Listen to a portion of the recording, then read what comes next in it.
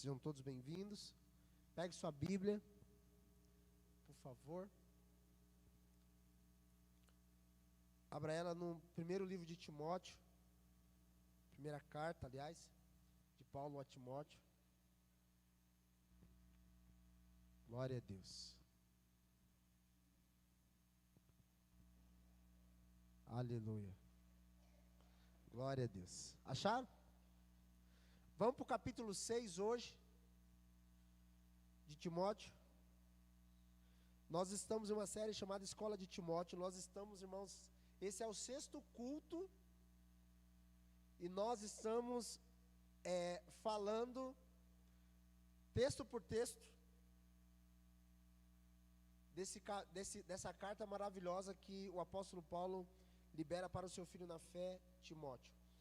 E pela graça de Deus hoje, chegamos no capítulo 6 da primeira carta. Nós temos a segunda carta ainda.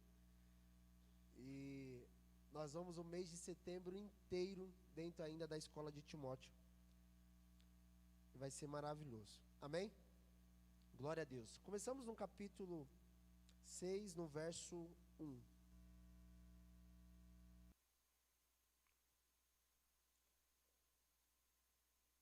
Todos acharam? Eu vou ler na NVI hoje, tá bom? Acompanhe comigo a leitura e acompanhe na sua Bíblia. Vamos lá. Todos que estão sob o jugo de escravidão devem considerar seus senhores como dignos de todo o respeito, para que o nome de Deus e o nosso ensino não seja blasfemado. E os que têm senhores crentes não devem ter por ele menos respeito, pelo fato de serem irmãos.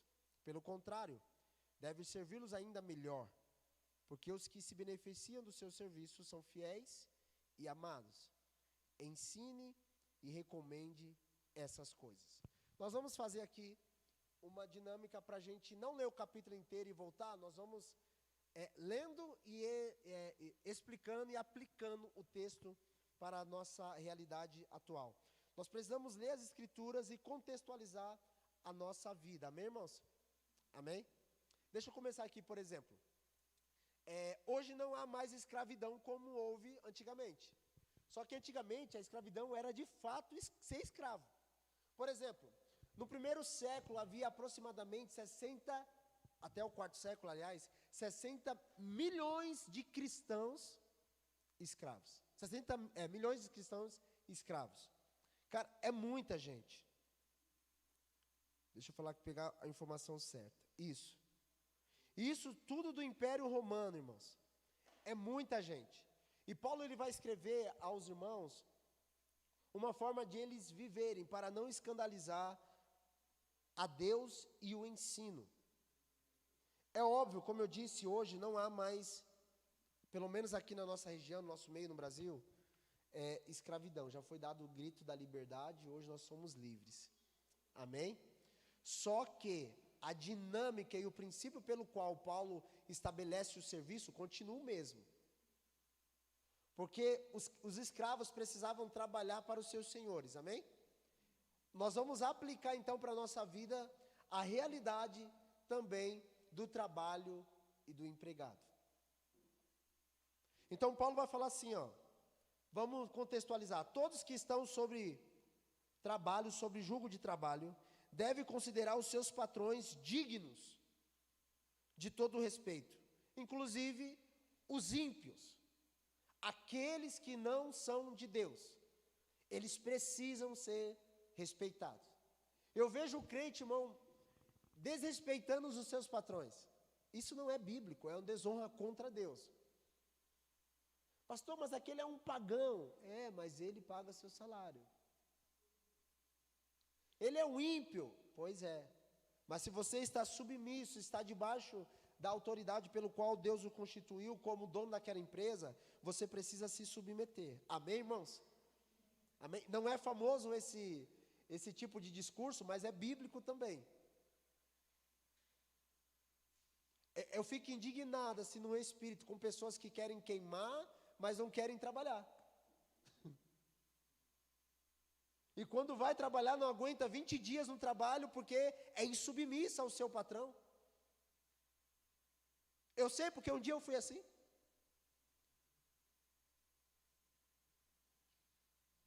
Há uma discrepância entre a vida bíblica, aquilo que nós chamamos de devoção e teologia, e na vida pessoal.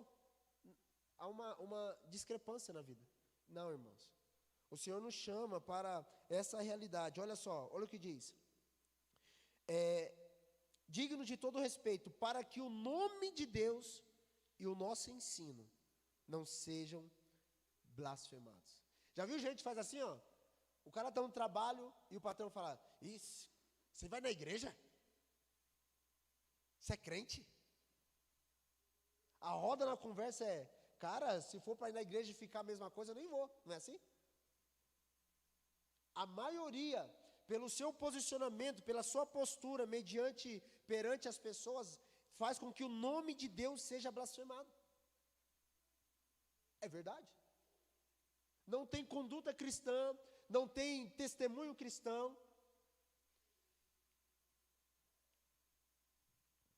Paulo está ensinando, dizendo: respeite as pessoas, principalmente se forem ímpios também.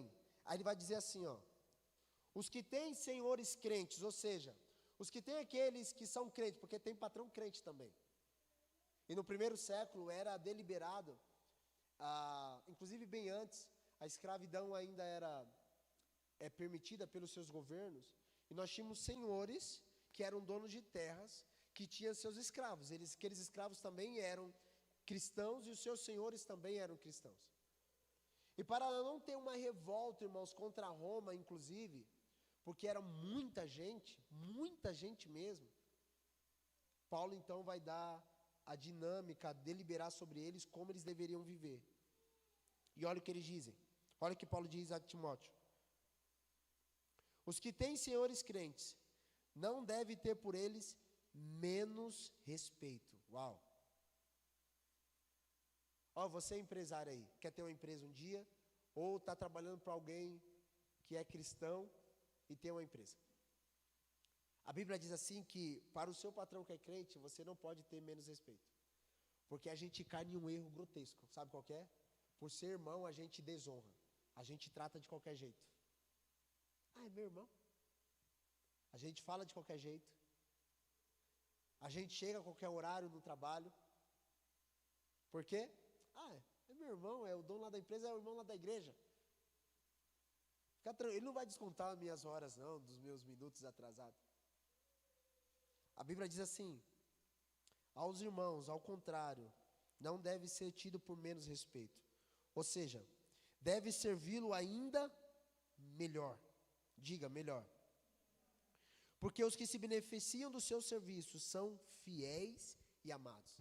Então, Paulo, ele vai colocar como escala de ordenança e de importância, dizendo assim, ó: os patrões ímpios, os senhores ímpios, vocês devem respeitá-lo.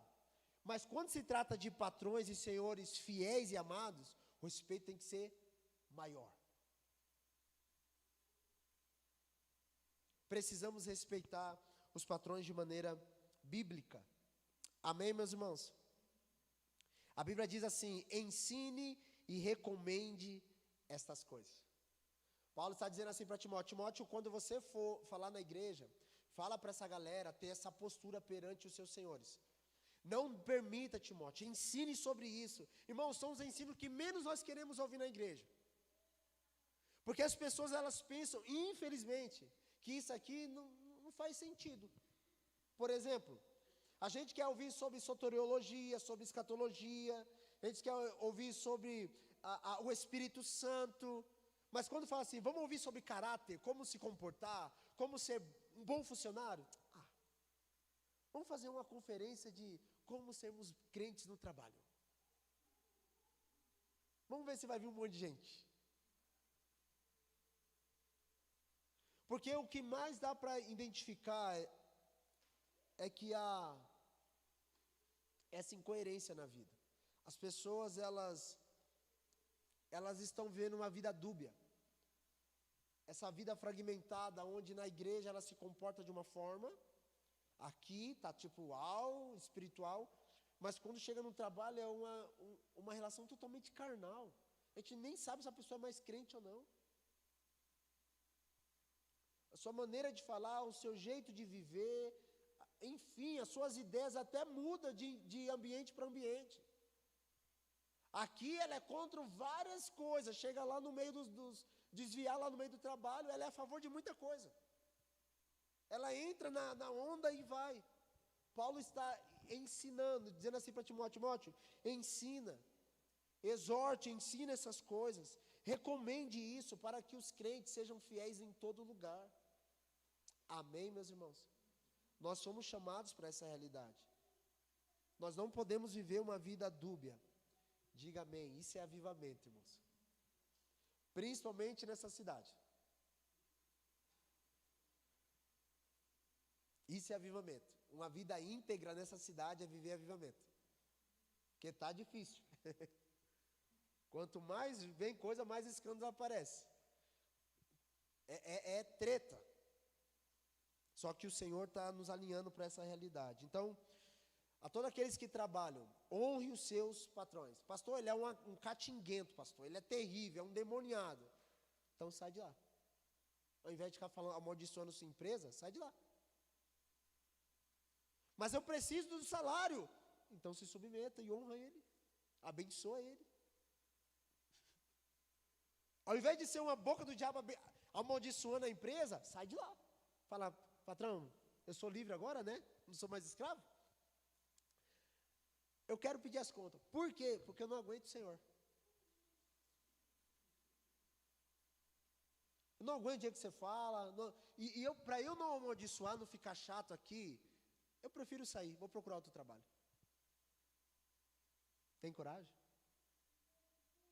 Ou ao invés de ficar amaldiçoando, então, cala a boquinha, fica quietinho, abençoa ao invés de amaldiçoar. Porque aquele trabalho está trazendo sustento para a sua casa.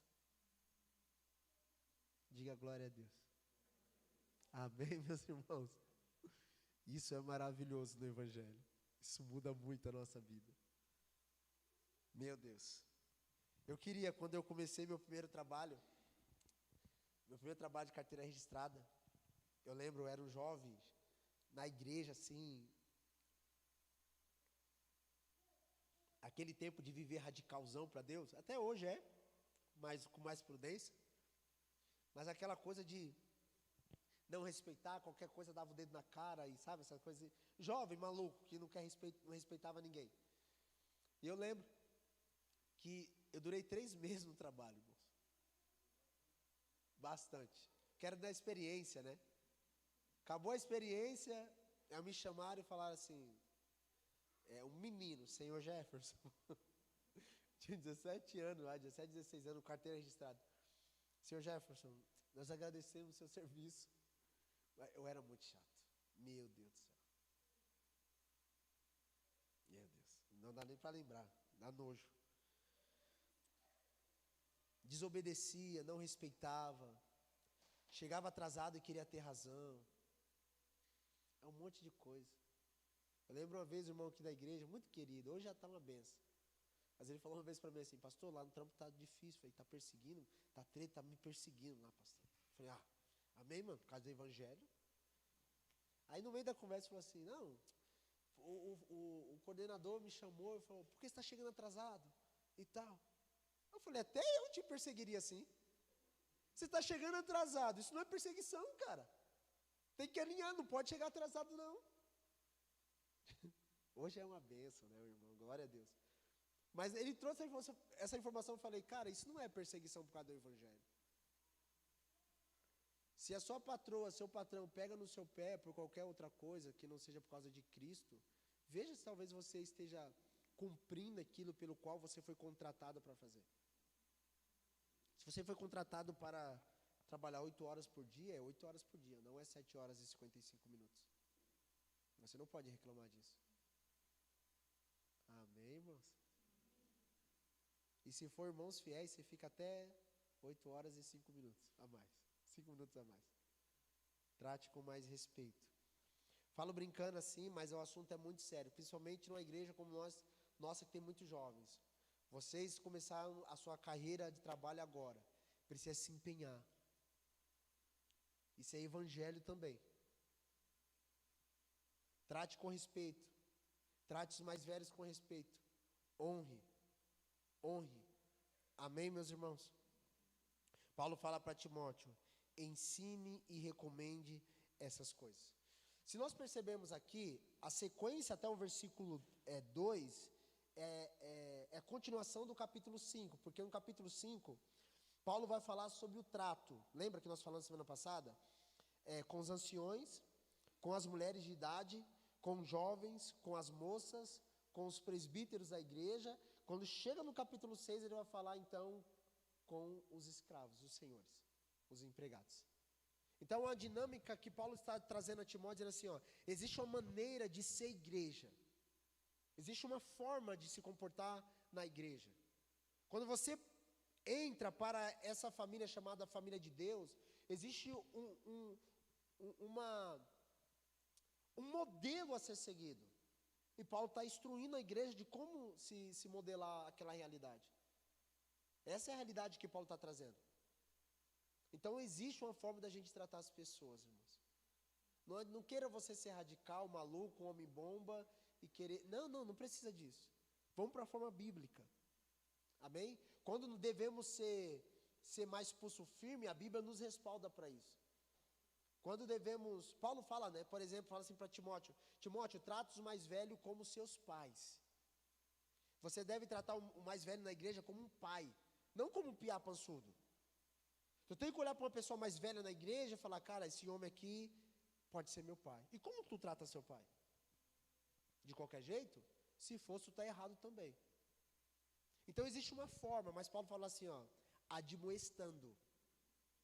Então existe uma forma de você tratar um homem mais velho na igreja, admoestando ele de uma forma educada. Porque você não trata seu pai xingando ele. Amém, irmãos? É chuva? Aleluia. Isso aqui era ventilador, tô procurando os ventiladores. Falei que alguém tá com calor aqui. Aleluia. Então existe um modelo, uma forma. E se nós nos adequarmos a essa realidade, o nosso linguajar muda, a nossa vida muda. Amém? Olha o versículo 3 em diante. Nós vamos falar agora de um assunto bem legal.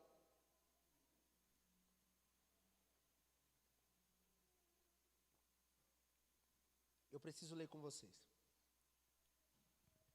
Se alguém ensina falsas doutrinas e não concorda com a sã doutrina do nosso Senhor Jesus Cristo, e com o ensino que é segundo a piedade, é orgulhoso e nada entende. Esse tal mostra um interesse doentio por controvérsias e contendas acerca de palavras que resultam em invejas, brigas, difamações, suspeitas malignas e atritos constantes entre aqueles que têm a mente corrompida e são privados da verdade, os quais pensam que a piedade é fonte de lucro. De fato, a piedade com contentamento é grande fonte de lucro, pois nada trouxemos para esse mundo e dele nada podemos levar.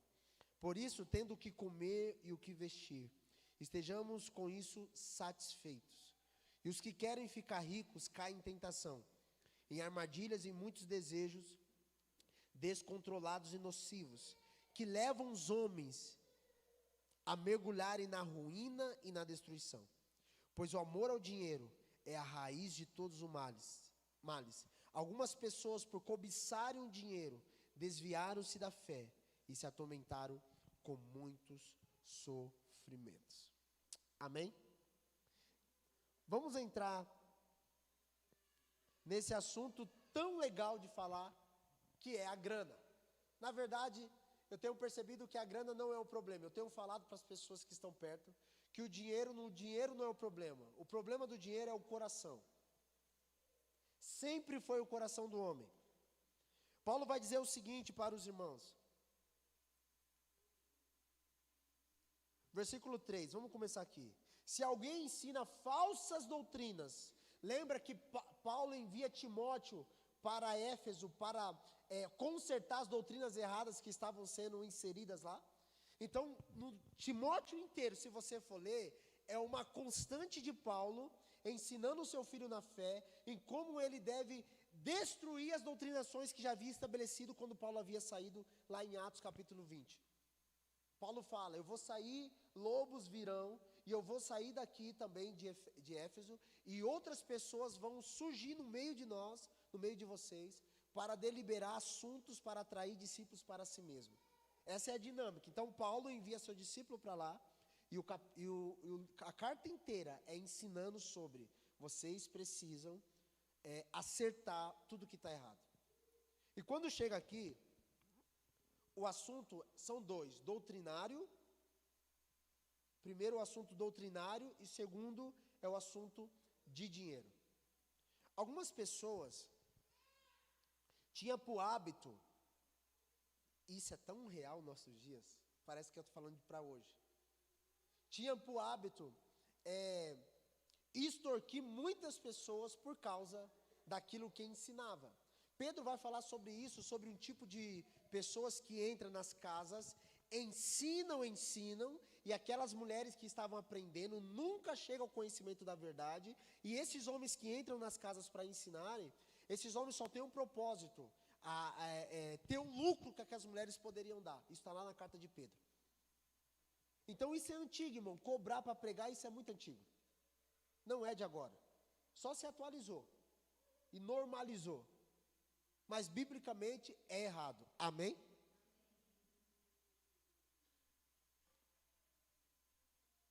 Algumas pessoas tinham ensinado doutrinas erradas. E Paulo vai dizer assim, as pessoas não estão concordando com a sã doutrina do nosso Senhor Jesus Cristo.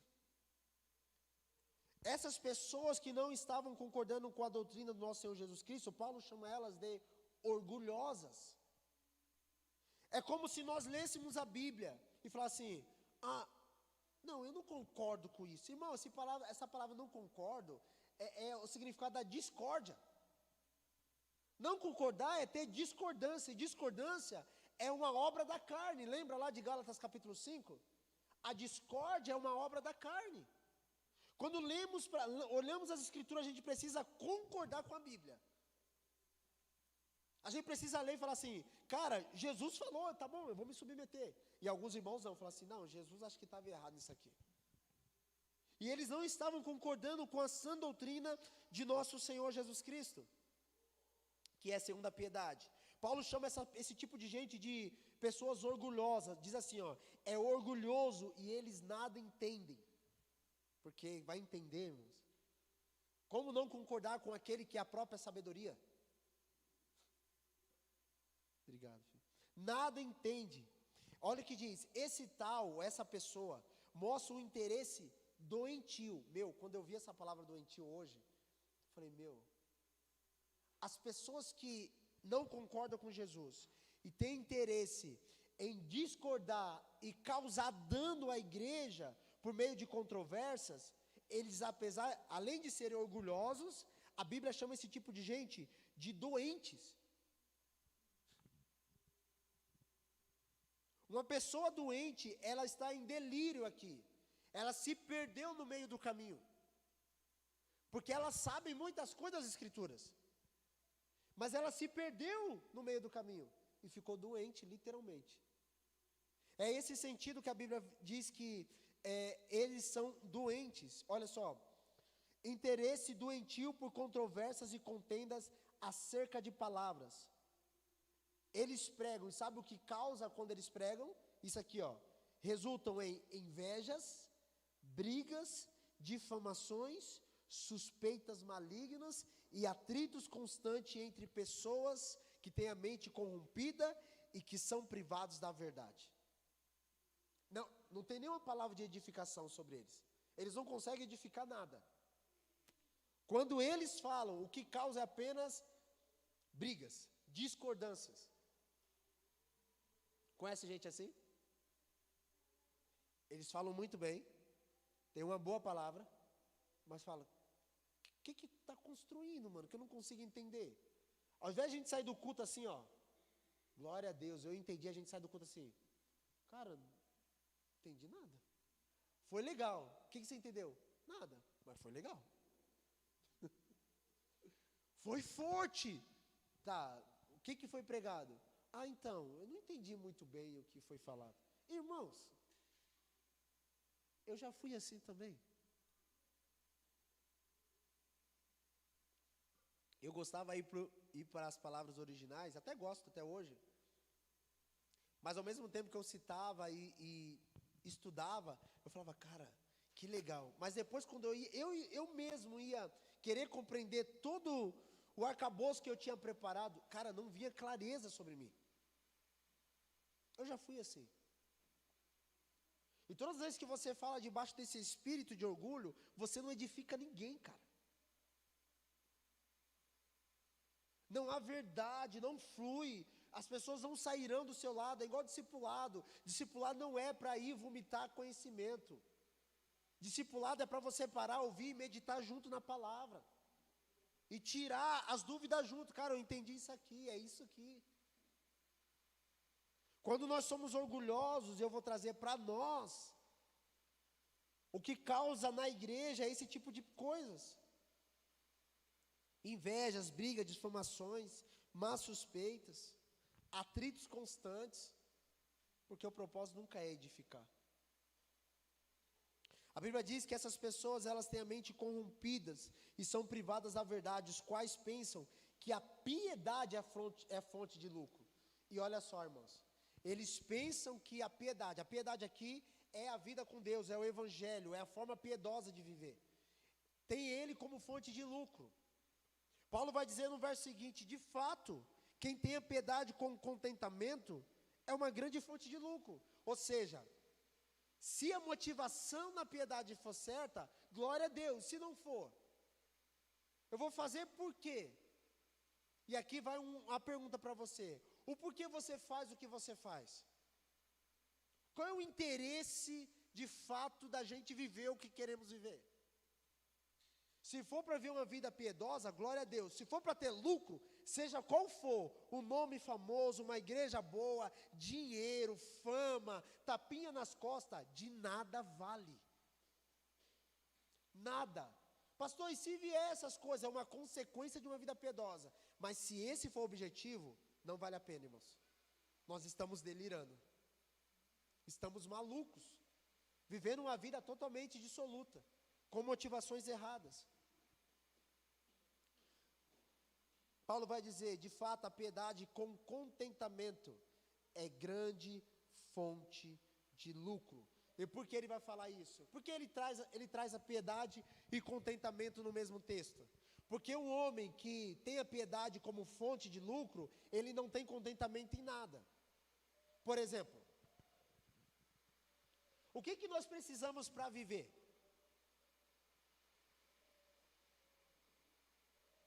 Chuta aí. Fala aí, gente. Comer, beber, vestir, morar. Mais o quê? Já é viver, né? Sem respirar não dá para viver. Aí é outro livro. Mais alguém? 4 coisas aqui. Falar igual irmão. 4 coisas. Não, 4 coisas. Comer, beber, vestir e morar. Mais alguma coisa para sobreviver? Comer, sustenta, que é comida já. Eita, irmão, vocês estão bem hoje. Dormir é morar. Tu tem um lugar para dormir, tem um lugar para morar, tu dorme, né? Não, chega, tá bom. Irmãos, essas 4 coisas são as 4 coisas bíblicas que o Senhor deixou estabelecido. A pessoa que tem a piedade sem contentamento, eles não estão satisfeitos com esses princípios. Eles sempre querem mais. O próprio texto vai dizer que o Deus dele é quem? O seu próprio ventre. Nunca se satisfaz, é como um buraco negro. Então vamos lá. Nós começamos aqui. Quem que tem? Quantos anos? Casado mais jovem aqui, acho que é 6, né? Quanto tempo de casado? 3 meses? Meu Deus, é jovem mesmo. 3 meses. Começaram aqui a vida com Deus, 3 meses de casado. Aí, mano, não tinha quase nada. Tem um carrinho que eu sei, não tem casa própria por enquanto. Aí veio construindo a vida, certo? Aí daqui a pouco, se não tiver contentamento na vida piedosa, irmãos, eles vão sonhar, sabe com o quê? Isso é para todo mundo. Ah, pastor, eu quero ter um hangar ali no aeroporto de Chapecó, porque eu quero um... Irmãos, isso não é para sobreviver.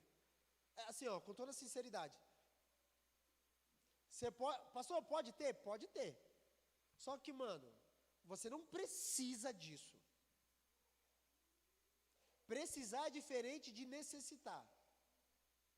Posso necessitar para ir para qualquer lugar do mundo um avião? Posso. Vai falar que eu preciso ir para o outro lado do mundo, eu também não preciso para sobreviver. Por que eu estou dizendo isso? Porque o religioso que tem uma vida piedosa, que tem fonte como lucro, ou a piedade como lucro, eles começam assim, ó, olha para mim, por favor, vocês entenderem isso. Eles começam assim, ó. Ah, eu queria um carro para fazer a obra de Deus, aí Deus dá um carro para ele. Aí ele fala assim, ó, presta atenção, um carro já não é mais suficiente. Ele fala assim, agora eu quero 2 carros. Porque um carro eu vou ficar na cidade, o outro é para viajar. Beleza. Agora 2 carros já não é mais suficiente. Agora ele precisa de um carro, dos 2 carros, e precisa, eu vou entrar no motoqueiro, no clube do Isma. Preciso de uma moto. Aí já não é mais suficiente. Aí fala assim, não, mas aquela BMW que eu comprei de 80 mil reais é pequenininha, eu quero uma melhor. Irmãos, e de verdade, você pode ter tudo isso, o problema não é ter as coisas. Mas se você não for contente, nada vai satisfazer você. Nada, nada, nada, nada. Nada. Paulo vai dizer assim que a piedade com contentamento, ele coloca a palavra contentamento, que é a capacidade de se contentar com as coisas. É grande fonte de lucro. Então vamos lá. O que é grande fonte de lucro? Para um cara que não tem contentamento em nada, se ele tem 2 milhões na conta, para ele eu falo assim, meu Deus, cara, as coisas estão difíceis, né? Ah, meu Deus, esse país não está contente com nada. O cara que acabou de receber os seus 3.500 reais de salário, fala, glória a Deus. Oh, Jesus, obrigado, Senhor. Ele está contente com os seus 3.500 reais. A base não está no valor, a base está na disposição do coração de ficar contente com aquilo que você tem. Essa é a diferença. Uma pessoa que não está contente, ela nada satisfaz ela. Uma mulher que não está contente, ela vai no shopping hoje, compra uma roupa, amanhã ela olha e fala assim, ai, tá toda bonita, não gostei. Ela vai lá de novo, compra outra roupa. De novo, outra roupa. Outra roupa. E sabe o que vai satisfazer vocês, meninas? Nada. Nunca terá satisfação nenhuma. Não tem contentamento em nada. Nada, nada, nada. A base, irmãos, aqui que Paulo começa e está dizendo para nós, gente, aprendam a viver de maneira contente. Esteja contente com aquilo que vocês já têm, com as bases que eu deixei estabelecido para vocês. Amém, meus irmãos? Ele vai dizer o versículo 7, pois nada trouxemos para esse mundo, e dele nada podemos levar. Uau! Pois nada trouxemos e nada vamos levar. Deixa eu falar uma coisa para você. Daqui a 70 anos, nem vou colocar muito, mas a maioria de nós aqui não vamos estar mais aqui nesse mundo.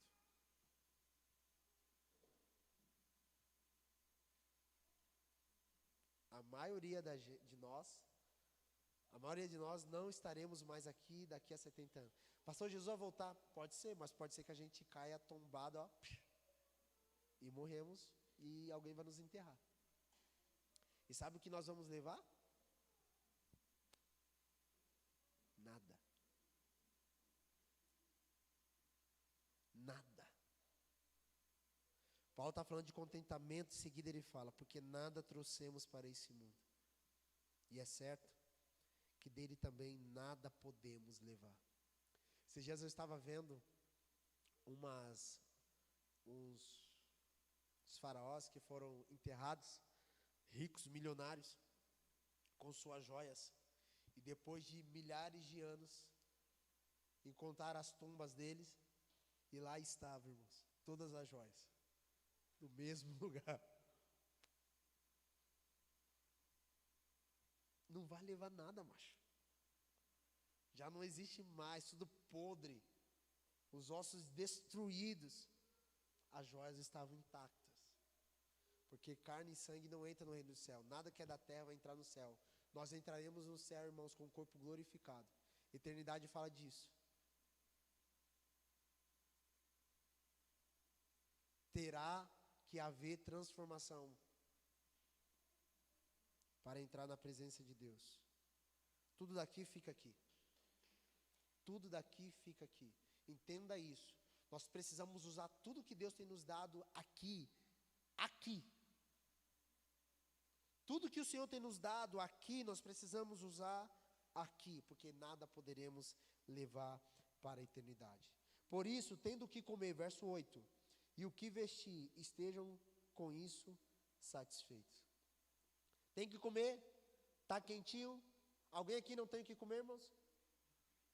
Alguém está passando fome? Tem comida aí, né, Hector? Ali atrás, né? Se tiver, fala com o Hector. Nós vamos abençoar você. Se você conhecer alguém que está passando necessidade, tem comida ali, irmãos. Glória a Deus, tem. Tem roupa também. Está com frio, de verdade. Tem o que comer, o que vestir. Esteja com isso satisfeito. Satisfeito não é ser acomodado. Amém? Não distorça a minha palavra em nome de Jesus. Pastor, significa que eu tenho que acomodar minha vida, vou viver de roupa e um pouquinho de comida em casa? Não. Mas satisfeito você precisa estar. John Piper diz assim: Deus é mais glorificado quanto estamos satisfeitos nele. Deus é mais glorificado em tudo quando nós estamos satisfeitos nele.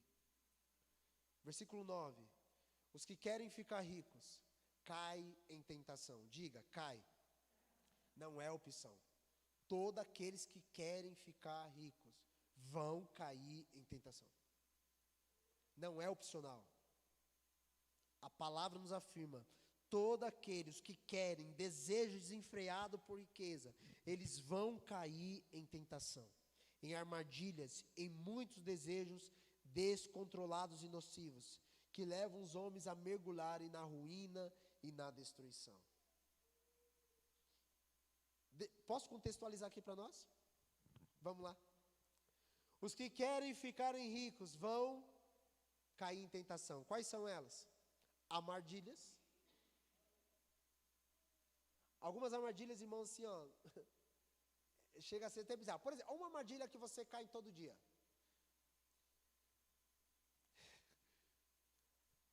Arrasta para cima que eu vou te ensinar 3 formas de você ganhar R$1.000 por dia. É apenas R$249 o curso. Aí você, vou pagar R$249 o curso. Vou ganhar R$1.000 por dia? Opa, beleza.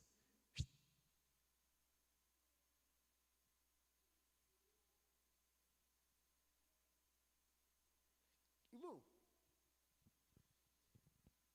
se eu falar para você assim, ó, eu vou te ensinar a ficar rico, e eu não sou, está alguma coisa errada.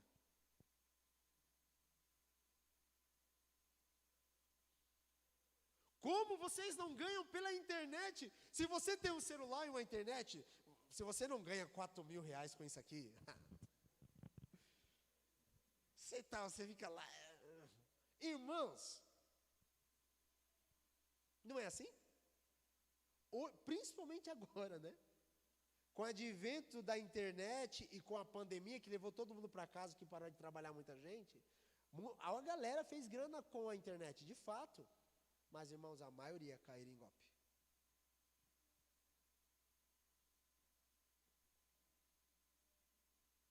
Caíram.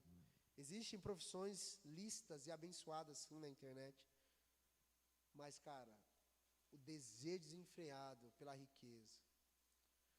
Olha uma aqui, ó. Day trade. Eu vi uma pesquisa que 98% das pessoas que trabalham com day trade, eles perdem dinheiro. Uma pequena parcela leva a grana. E qual é o desejo? Cara, eu quero ficar rico. Seria a coisa mais massa, né? Ficar em casa. E sabe quando eles vendem assim, ó? opere 20 minutos do seu dia e ganhe 15 mil por mês. Vagabundear todos os outros, o resto da vida. Pastor, tem pessoas que trabalham com isso e ganham. Faz parte então dos 2%, que o resto tudo perde. É verdade, irmãos. Vamos continuar o texto. Estou contextualizando para nós. Vamos lá. Cai em tentação, em armadilhas, em muitos desejos descontrolados e nocivos, que levam os homens a mergulharem na ruína e na destruição. O desejo por ser rico vai fazer vender carros para comprar criptomoedas, a fazer vender casas, e sabe para onde vai? Famílias destruídas.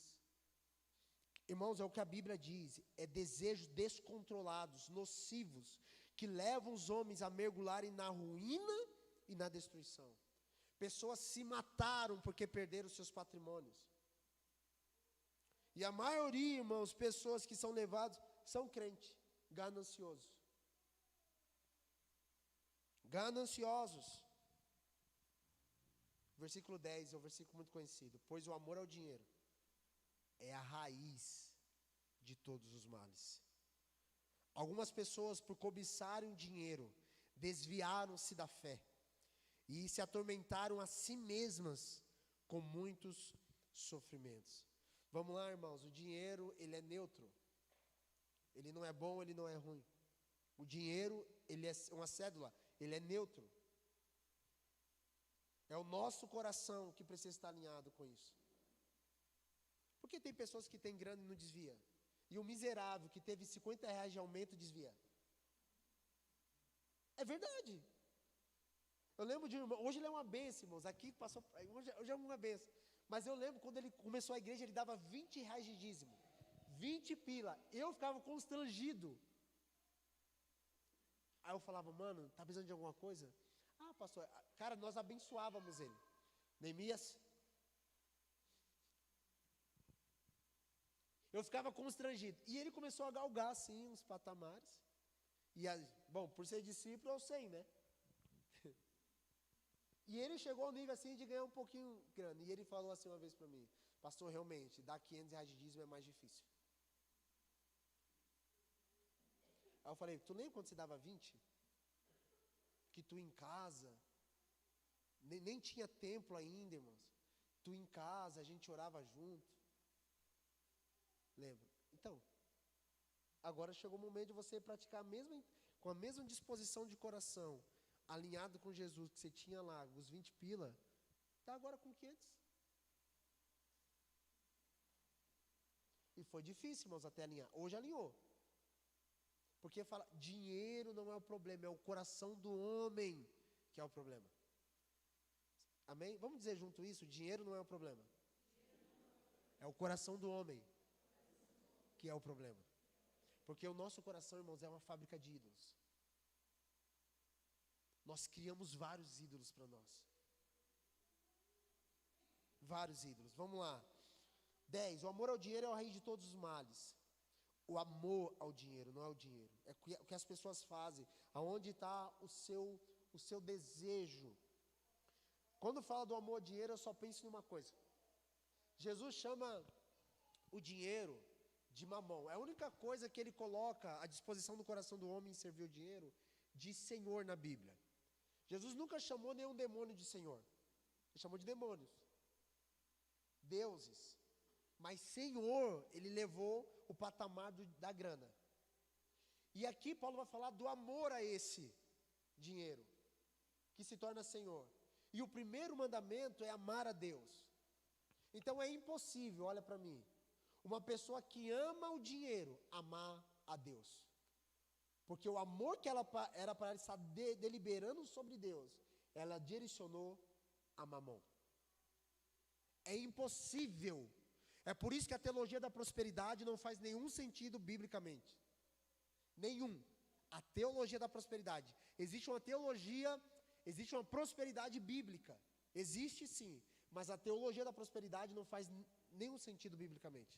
Porque tira o foco de Deus e coloca o foco naquilo que Deus pode dar. E isso é errado. É totalmente o contrário. Quando a Bíblia fala que o amor ao dinheiro é a raiz de todos os males, porque desqualifica, então, o primeiro mandamento, que é amar a Deus sobre todas as coisas. Lembra aquele jovem rico que saiu da presença de Jesus triste? Ele cumpria todos os mandamentos. Jesus falou assim, então vende tudo que você tem, dê aos pobres e depois me segue. Você vai ter um tesouro no céu. A Bíblia diz que ele saiu triste. Por que ele saiu triste? Se ele cumpriu os outros mandamentos? Porque ele não cumpriu o primeiro.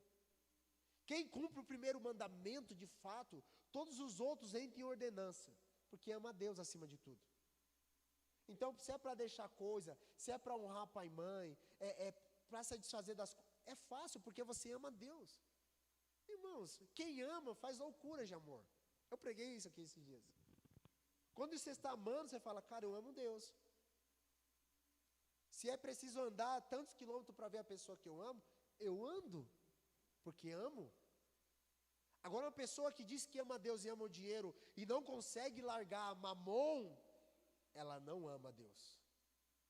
Porque o foco do amor dela está direcionado a uma deidade, que não é o Senhor.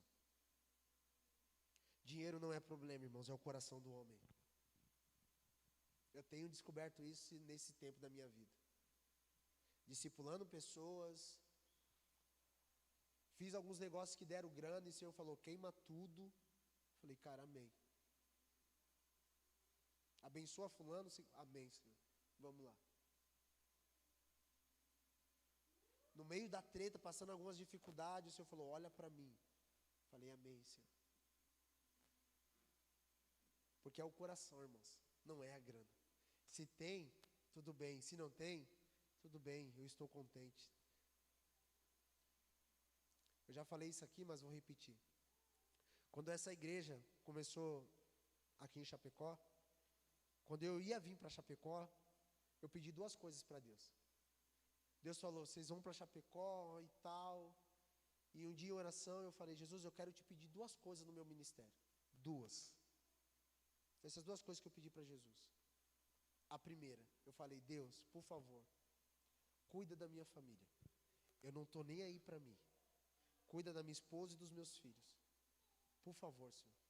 Porque eu sabia que eu estava dando uma resposta a Deus.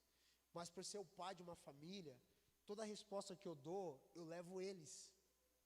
E eu sei que há muitas respostas que eu dou e ainda darei ao Senhor, eles serão totalmente afetados com aquilo que Jesus fala comigo. E de primeira instância, tem coisa que não é legal. Tem coisa que a gente sofre o dano na pele mesmo. E eu pedi para Deus, falei, Jesus, eu estou te obedecendo, mas cuida da minha esposa e cuida dos meus filhos. Eu te peço isso, Pai. Não deixe faltar as coisas para eles, por favor, para eles. Eu não estou nem aí para mim, mas por favor, cuida deles.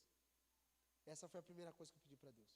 A segunda coisa, eu falei, Deus, no meu ministério, eu não quero ser um pregador que fica falando de dinheiro.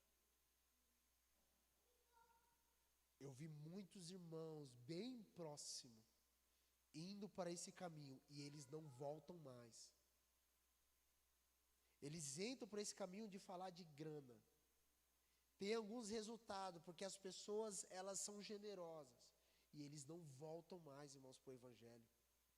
Só falam de dinheiro. Eu ouvi uma vez Gregório Maquinotti falando assim, existem alguns pregadores que quando pregavam o fogo descia. Hoje eles não prestam para mais nada, a não ser para levantar ofertas grandes, que é a única coisa que eles sabem fazer. Eu falei, eu não vou ser esse cara não. Não vou viver assim. Essa foi meus únicos 2 pedidos que eu pedi para Jesus sobre ministério. Eu falei, Deus, cuida da minha família. Ele está fazendo isso. E eu falei para Deus, eu não quero ficar falando de dinheiro, pedindo dinheiro da igreja, dando envelope, fazendo propósito, campanha, projeto de vida, e não sei o quê, e sei lá, um monte de coisa. Eu falei, eu não quero fazer isso. Talvez, irmãos, olha só, olha para mim. A gente fala da mensagem do reino, mas muitas coisas dentro dessas igrejas, na qual nós também estamos inseridos, são igrejas novas, que têm um linguajar talvez mais robusto no sentido contra o sistema. Nós só mudamos a nomenclatura, mas continua com os mesmos desejos. Só mudou. Você não faz campanha? A gente não faz campanha. Beleza. Mas, e o tanto de desejo? Para batizar tem que fazer curso. Tem que pagar para batizar. Eu não vejo sentido nenhum nisso. Faz um curso de 4 semanas, paga R$150 para no final batizar a pessoa. Se isso é evangelho, irmãos, cara, Deus sabe de todas as coisas. Deixa eu abrir uma coisa para vocês aqui. Hoje pela manhã, quando eu abri meu WhatsApp, abri o WhatsApp, minha família, minha irmã me postou um vídeo. Vocês querem ouvir? Eu não vou mostrar o vídeo, porque não vai dar, mas eu vou mostrar. Cara, eu ia pregar isso aqui hoje. Eu falei, não, logo de manhã, Jesus, por favor. Olha esse demônio aqui, irmãos. Vai passar fome. Só você. Ou não? Cara, é um macete, cara, é aprender para ganhar dinheiro. Um pastor que foi filmado falando. Olha o que ele vai falar. Vai passar fome. Só você. Vai passar fome. Só você. Eu tô falando contigo, ou não? Cara, é um macete, cara, é aprender para ganhar dinheiro, gente. O pessoal dá tudo pela fé, tá? Eles dão a vida eles vendem a vida por dinheiro. Então, você vai oferecer o quê? Dinheiro. E eles que vão te pagar, entendeu? São promessas. Então, o que você vai fazer? Primeiro você vai criar uma gaiola. Tu já teve passarinho que não tivesse gaiola? Por quê? Você precisa da gaiola para aprisionar ele está preso para você. Então você vai criar uma igreja. Tem igreja em cada esquina, filho. Vai lá, cria uma igreja lá, entendeu? Aí tu fica preocupado com doutrina. O que você fala, eles vão acreditar, gente. Na história já teve lugar até que mandou matar todo mundo se matou, entendeu? Cria o grão de feijão, cria o jornal abençoado, o tapete do sal, cria a água ungida, a água lá de tal lugar, entendeu? O que importa é que você dê promessas a ele, ó. Se você fizer, você vai receber. Se você pegar a água ungida daqui, leva um envelope e Deus vai te honrar cada vez mais. Cria-se uma coisa, cria uma gaiola, prende eles ali dentro e fala, é o meu povo, e cria uma doutrina para você, para que eles fiquem a tua cara, entendeu? Ao invés de ficar com a cara da Batista, com a cara da Universal, não, você vai ter a tua cara. Eles têm a cara deles que não tem a tua cara. O povo tem que ter a tua cara, entendeu? Bota o batismo no rio, que é bom, que leva os pecados das pessoas embora. Fala para eles que o pecado vai embora lá no rio, entendeu? Dá a garrafinha de água ungida. Na hora que ele beber água, ele vai ter a sensação que está sendo abençoada por causa da água, entendeu? E você vai lá e bota o envelope, pede um valor alto e bota, você crê? Quem crê vai participar, quem não crê não vai participar. Acabou, mexeu, botou culpa neles, entendeu? É assim, tá perdendo dinheiro à toa. Mas você vai ficar falando da graça aí pra tu ver só, de amor de Jesus, que Jesus salvou, não vai ganhar nada, filho, vai passar fome, só uma dica. Olha o final. Se vocês ficam falando esse negócio da graça, do amor de Jesus, você não vai ganhar nada, irmão. Você vai passar fome. Dá água ungida para eles. Faz promessa. Coloca eles dentro de uma gaiola. Eu ouvi isso aqui, eu falei, não, Deus. No grupo da família, irmãos. Minha irmã, a mais nova. Olha o que eu escrevi. Ele não é pastor. E se for, é um falso pastor. Jesus, sendo bom pastor, disse que deveria dar a vida pelas ovelhas e não prendê-las. Essas coisas que vocês veem na televisão, redes sociais, não é o evangelho de Jesus. Jesus morreu na cruz para nos salvar da condenação eterna. Nós merecemos o pior por causa dos nossos pecados, mas ele decidiu, sendo inocente, morrer em nosso lugar. Agora você e eu podemos ter vida eterna, confessando os pecados e crendo o que Jesus fez na cruz. Crendo que o que Jesus fez na cruz nos traz salvação. Não creia nessas mentiras que mostra na TV e na internet. Vá até uma igreja que pregue a palavra de Deus. Eu amo vocês e o meu desejo é que cada um de vocês seja salvo pela graça mediante a fé em Cristo Jesus. Amados irmãos, as pessoas estão fazendo carniceira por causa de dinheiro. Que seu coração não se volte para essa realidade. Eu falo com temor, irmãos. Quando o Senhor apontou Chapecó, Ele falou, vocês vão enfrentar duas realidades em Chapecó. Quais são elas? Imoralidade sexual e mamon.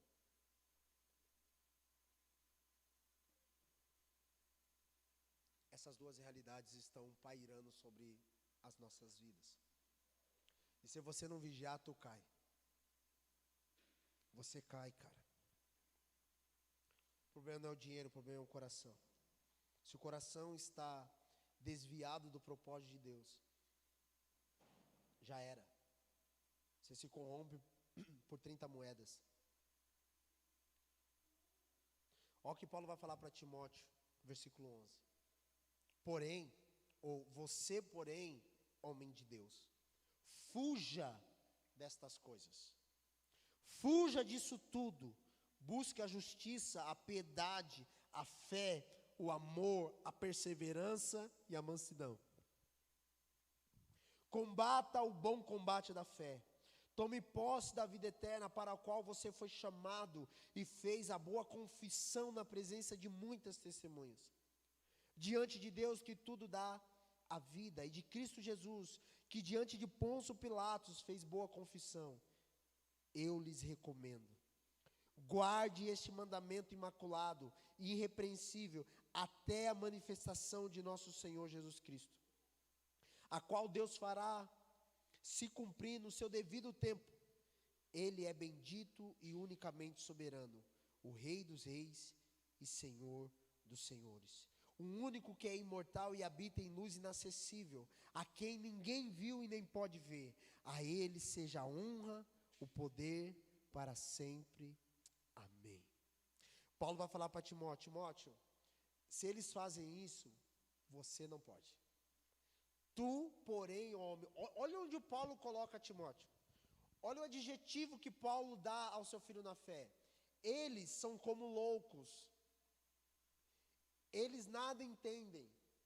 Tu, ó homem de Deus. Cara, se Paulo está chamando Timóteo de homem de Deus, é porque Timóteo é um homem de Deus.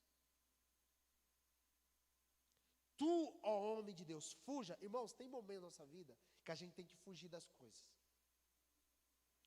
Não pense que você é tão forte que você vai enfrentar e vai, não, eu vou vencer. Não, tem que fazer como José, deixar a esposa de Potifar para trás e fugirmos. Correr mesmo. A mulher vem toda assanhando, você fala, sai daqui, Jezabélica. E mas tem homem, meu Deus, cara, que fica flertando, não, eu vou conseguir, eu vou até aqui. Tu não vai conseguir, tu vai cair. Fuja destas coisas, tudo o que ele falou antes, fuja disso tudo, mas siga. Então nós temos fugir, seguir e lutar aqui. Os 3 princípios que Paulo dá para Timóteo. Você vai fugir, mas você vai seguir também algo.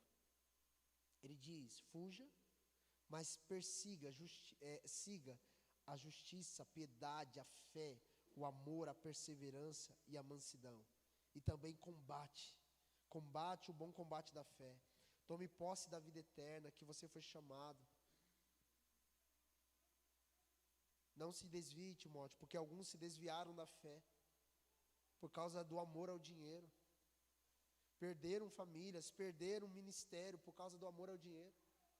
Perderam autoridade por causa do amor ao dinheiro. Nós não fomos chamados para essa realidade, amém, igreja? O Senhor está dando graça, eu tenho falado aqui, que uma igreja ela se faz de gente. Igreja não se faz de recursos, igreja se faz de pessoas. E as pessoas, elas veem as necessidades e entendem, cara, eu preciso fazer parte daquilo que Deus tem construído. O Gil John falou isso, ele falou, eu entendo que eu sou como um filho mais velho na casa do meu pai, e que trabalho fora e preciso ajudar em casa. Só isso. Então o meu dízimo é como se eu fosse um filho mais velho na casa do pai, e eu estou trazendo para ajudar em casa. Irmãos, essa mentalidade muda tudo. Porque aí ninguém vai deixar de fazer as coisas. Todo mundo vai contribuir de alguma forma, na medida da sua filiação. Pastor, eu sou um bebezinho espiritual. Então, tudo bem. Fica aí como seu bebezinho espiritual. Não, Não, pastor, eu entendi que eu já estou maduro e eu posso contribuir com aquilo que Deus está fazendo. O pai da casa, o Senhor. Beleza, eu quero contribuir também com isso. É uma questão de coração. Olha só. Paulo, ele bate na riqueza de modo insensato, né? As pessoas que queriam riqueza de modo insensato. Mas no versículo 17, ele diz assim, ó. Ordena aos que são ricos no presente mundo. Então, vamos lá. Existem riquezas aqui. Entenda isso. Amém? Existem ricos aqui, no presente mundo. Em algumas traduções diz, ordena aos que são ricos no mundo, que não sejam arrogantes. Ou em algumas traduções, orgulhosos. E nem põe a sua esperança na incerteza das riquezas, mas em Deus, que de tudo nos dá, de que tudo nos provê ricamente para a nossa satisfação. Então o versículo 17 aponta algo para nós. Existem pessoas que podem ficar ricos. Ficar rico não é nenhum problema. Tem pessoas que ficarão ricas nesse mundo.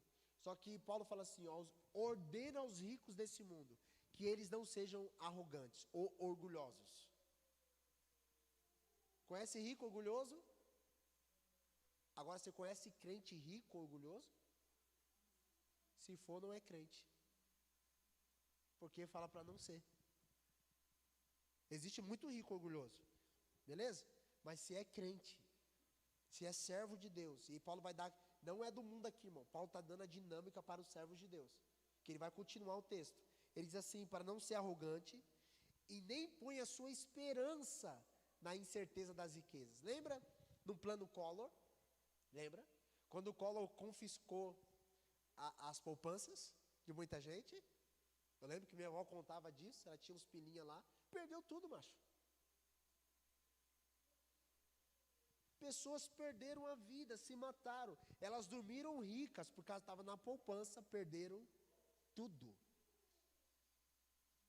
Quem tem a esperança na incerteza das riquezas, está preocupado com a taxa Selic. Meu Deus, será que meu rendimento vai render 1% ao mês? Que agora a Selic baixou de 3,75 para 3,25. E a inflação? E tal. Se a esperança está nisso, na incerteza das riquezas, tem um problema. Paulo fala assim, ó, coloque a sua esperança no Deus vivo. Nossa esperança tem que estar em Deus, irmãos. Amém? O único. Tudo que nós temos tem que estar focado em Deus. E as outras coisas, busque em primeiro lugar o reino de Deus. Deixa essas coisas que Deus tem colocado do seu lado, entrar em órbita da realidade como centro Deus. Amém? Deus em primeiro, as outras coisas entre órbita. Olha só, Paulo diz o seguinte, mas Deus, que de tudo nos provê ricamente para a nossa satisfação. Quando eu leio esse texto, só veio uma coisa na minha mente. Paulo fala sobre grana, mas quando chega no versículo 17, fala assim, ó, Deus vai prover ricamente para que vocês, para a nossa satisfação, para que haja em nós desfrute. Então existe um lugar na qual Deus provê recurso para que nós possamos nos satisfazer. É o que o texto diz. Pastor, dinheiro não satisfaz nada. Deixa eu te falar uma coisa. Quem que gostaria de ir para Israel? Tu não entra no aeroporto e fala assim, em nome de Jesus, eu vou pisar na terra do meu Senhor. Ou seja, com a grana, o recurso, o Senhor proporciona satisfação também. É o evangelho todo para o homem todo, irmãos. Nós não podemos ficar só de um lado da moeda. Bater na grana e falar não, não, não, não. E aí pronto. Não, tem que ser os dois lados da moeda. Ter esse equilíbrio. 2 Timóteo 1,7. Deus nos deu um espírito de equilíbrio. Equilíbrio. A gente precisa desse equilíbrio. Então, pode sim, depois de um coração tratado, falar, cara, Deus, abençoa ricamente para que eu possa satisfazer, ter satisfação. Pastor, você acabou de falar que a nossa satisfação está direta em Deus, mas é Deus que está provendo, irmãos. O texto é Deus provendo, é Deus que provê ricamente. Não é você fazendo loucuras para se satisfazer, é Deus provendo. Aí você entende o que a Bíblia diz, que as bênçãos do Senhor enriquece, não acrescenta dores. Aí você entende, por quê? Porque quando é Deus que provê, você não vai morrer, você não vai se satisfazer sozinho, pelo seu próprio mérito, você sabe que foi Deus. Fala, cara, amém, foi Deus, foi o Senhor.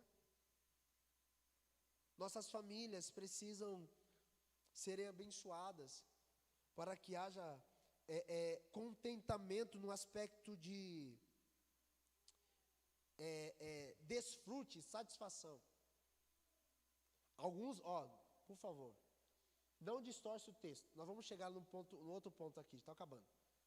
Mas algumas pessoas pegam aquilo que Deus dá e elas falam, pastor, eu tenho que curtir, né? Fala, é verdade. E elas pensam só em si. Também é errado. Porque se Deus dá para o desfrute pessoal, o desfrute pessoal não para somente em você. Vai ultrapassar, porque o texto continua. Olha o que o texto fala. 18. Ordena-lhes que pratiquem o bem, sejam ricos em boas obras, generosos e prontos para repartir. Então o texto continua. Deus vai prover para os ricos, tal. Desfrute rico, amém. Irmãos, desfrute. Mas, ordenança, pratique o bem. Sejam ricos em boas obras, generosos, pronto a repartir. Nada mais do que aqui, oferte.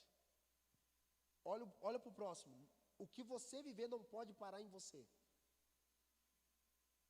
Se parar em você também é erro. Mas foi Deus que me deu. Se parou em você é erro. Paulo fala assim, ordena que eles façam bem aos outros. Desta forma, versículo 19, eles acumularão um tesouro para si mesmo, um firme fundamento para o qual há de vir, e assim alcançarão a verdadeira vida, ou a vida eterna. Paulo está dizendo assim, lembra quando Jesus colocou no Sermão do Monte, no capítulo 6, quando ele falar sobre o tesouro, aonde está o seu tesouro, ali estará o seu coração. Ele vai falar sobre o aspecto da grana, né? E vai falar assim que para nós não ajuntarmos tesouro na terra, onde a traça e a ferrugem tudo consome, mas ajuntar tesouro no céu. Deixa eu fazer uma pergunta para vocês. Como a gente faz pix para o céu?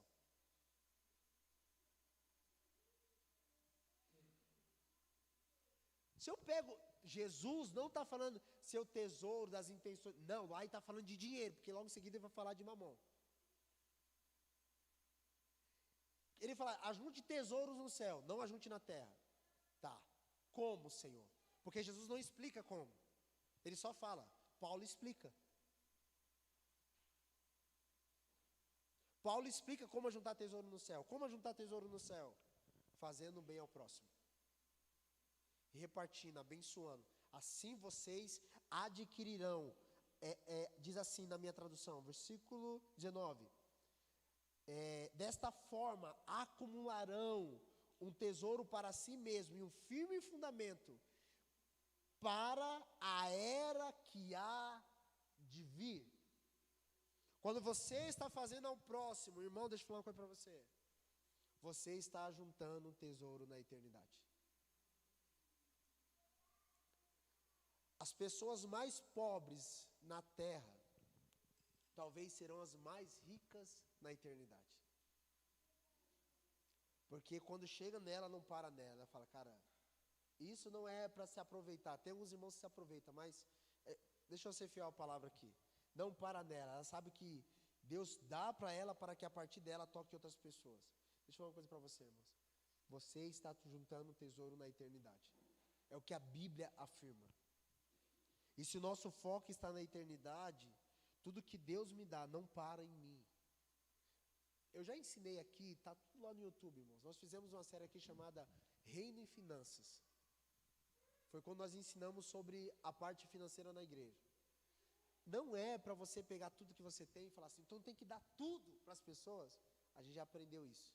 Provérbios 22, 24 diz que na casa do sábio tem comida armazenada, na casa do tolo não tem nada, porque quando chega ele queima tudo.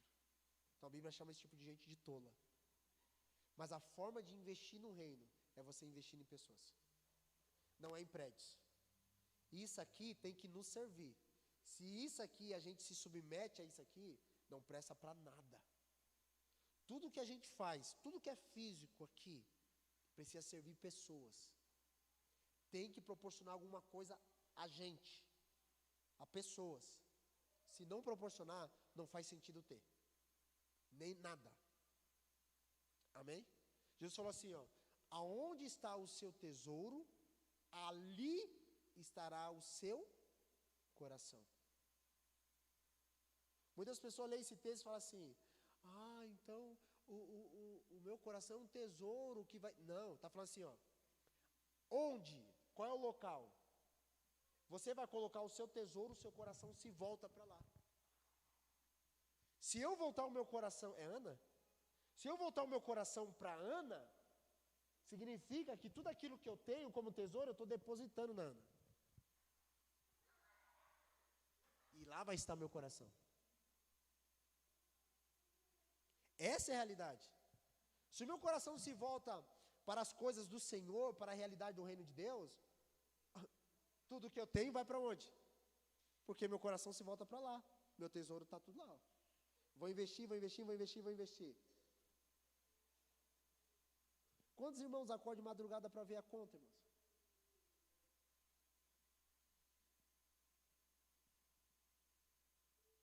Deixa eu ver se o dinheiro está lá ainda.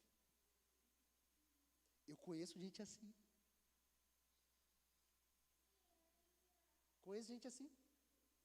Que fica a cada momento vendo a conta e fala assim, tá aqui, glória a Deus. Preocupado, ansioso. Se nós tivéssemos essa mesma disposição para olhar para o outro e falar assim, vamos ver se esse irmão está frutificando, se ele está bem. Meu coração se voltou para essa realidade.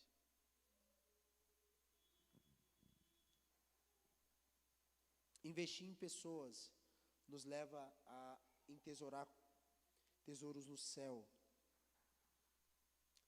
Versículo 20 diz assim, Timóteo, guarde o que lhe foi confiado. Evite conversas inúteis e profanas e as ideias contraditórias do que é falsamente chamado de conhecimento. Timóteo, igreja, irmãos, guarde aquilo que Deus tem confiado a vocês. Evite conversas tolas. Meu Deus. Profanas. Falava esse dia lá ontem, né? Quantos crentes falando palavrão. Mas o Carlos até falou, não, é que é normal, nosso contexto não é pecado. É pecado! Você consegue ver Jesus mandando alguém para aquele lugar? Falando, meu Deus, não é pensa nos palavrões, não, em nome de Jesus, arranca aí de sua mente. É pecado, irmão. Eu vejo crente falando assim, mas naturalmente, conversando e tal. Eu falo, meu Deus, como ele consegue naturalmente falar? Depois é ministro de louvor, sabe? Santo. A Bíblia diz para a gente santificar os nossos lábios, irmãos. Creio que o Senhor precisa colocar um fogo nos nossos lábios, como Ele colocou nos lábios de Isaías. Cuidado, irmãos. Não é só palavrão. Conversas inúteis. Não edifica nada. Pastor, isso é ser religioso. Não, irmão, você pode conversar sobre futebol, mas é cuidado, porque talvez no futebol você fica nervoso. Eu estava falando esses dias, eu tenho um perfil muito competitivo. Eu não parece, mas eu sou muito competitivo. Eu era. Agora eu tirei esse pecado da minha vida. Mas eu fui muito competitivo. Eu lembro quando eu jogava banco imobiliário com as crianças em casa, eu fazia eles chorar, gente. E eu saía assim, ó. Me perdi. É assim. Andressa, amor, você não pode jogar. muito competitivo, muito, muito. Eu entendi que eu tenho essa disposição carnal. E aí aqui, não precisei parar de jogar futebol, mas eu percebi em mim, que no futebol, eu jogava bola com os meninos terça-feira, que aqui estava me afetando de novo. E se me afeta, eu renuncio. Falei, estou fora. Pastor, é pecado jogar futebol? Não, não é pecado. Mas pelo espírito de competição e querer ganhar tudo, eu falo, cara, isso não é para mim. Não, eu conheço esse cara aqui, ó. Miserável homem que sou. Quem me livrará do corpo dessa corrupção, dessa morte, Senhor? Eu sou esse cara. Então eu entendo, eu sei nascer e falo, não é para mim. Meus irmãos, obrigado, mas eu estou fora do futebol. Até os irmãos falavam ontem, né? O pastor agitou no começo e abandonou. Abandonei, irmãos. Renunciei, queria estar lá, mas não vai dar para mim. Não agora, preciso mais ser tratado mais. Então, quando eu voltar é porque eu vou ter um pouquinho melhor. O que é isso? Por que eu estou dizendo isso? Porque às vezes, no meio das coisas que parecem normais no dia a dia, são coisas contraditórias, profanas, que não edificam em nada. Em nada. Paulo ainda vai falar assim que esse tipo de conversa, muitas ideias teológicas, inclusive, é chamado de falso. São falsos e eles chamam de conhecimento. Não, é porque eu conheço. Agora eu quero saber sobre a astrofísica, não sei do que. Legal, cara. Vai ser o quê? Não, vai ser Uber. Não, nada contra os Uber. Amém? Mas não tem nada a ver uma coisa com a outra. Amém? Amém? Todo mundo olhou para ti. Quem precisar de Uber, chama ela, irmão. Mas por quê? Porque às vezes são coisas assim, ó, enfadonhas, que não edificam, como eu disse, em nada. Professando-os, alguns desviaram da fé, por causa desse falso conhecimento. A graça seja com você, Timóteo, ou esteja com todos vocês. Paulo finaliza com um alerta na primeira carta de Timóteo, a Timóteo dizendo assim, ó, Timóteo, tem um linguajar santo. Fale coisa que presta. Deixa eles, se eles querem viver assim, você não. Você foge de tudo isso. Continua o mesmo princípio. Amados irmãos, eu tenho dito e eu tenho experimentado isso, que a Bíblia, meditada, estudada, desta forma, pelo menos para mim, tem sido refrigério de aprendizado. E eu quero muito, desejo do fundo do meu coração, que todos vocês entrem nesse lugar, de falar, Senhor, é verdade aquilo que Paulo escreveu a Timóteo. E eu quero me submeter a essa realidade também. Existem tantas coisas que nós devemos viver biblicamente. E o Senhor tem nos chamado para essa realidade. Amém? Se coloque de pé, quero orar por você, com você.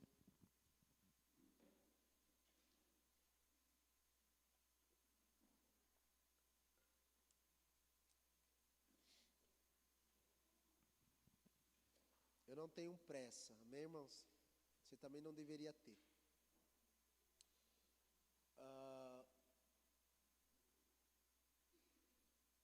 Eu quero ser fiel à palavra. O meu maior desejo é ser encontrado fiel perante o Senhor Jesus. Na medida que o tempo vai passando, vai ficando mais claro para mim que a palavra de Deus ela é o suficiente. O que nós precisamos ter para viver uma vida boa aqui, Paulo vai falar isso em 1 Coríntios capítulo 13, é se submeter à palavra. Romanos capítulo 13, perdão.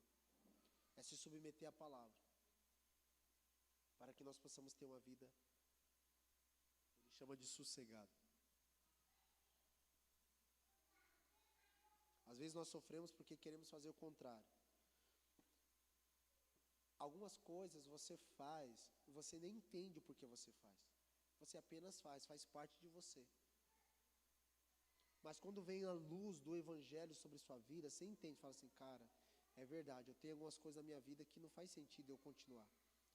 Aí o próprio Espírito Santo começa a dar capacidade para avaliar e falar, isso eu preciso arrancar. Isso não é para mim. não é ser legalista, não é para arrancar tudo, não é para ser um doido, mas aquilo que talvez tenha afetado a sua vida espiritual, irmãos, a sua devoção a Deus, reavalia e alinha. Talvez você nem precise deixar, mas só alinhar. Amém? Em nome de Jesus. Quero orar. Aprender alguma coisa essa noite? Quero orar com vocês. Já quero orar também pelas ofertas, pelos dízimos. Vamos orar tudo junto. Agradecer ao Senhor pela sua palavra. Quarta-feira é assim, irmão.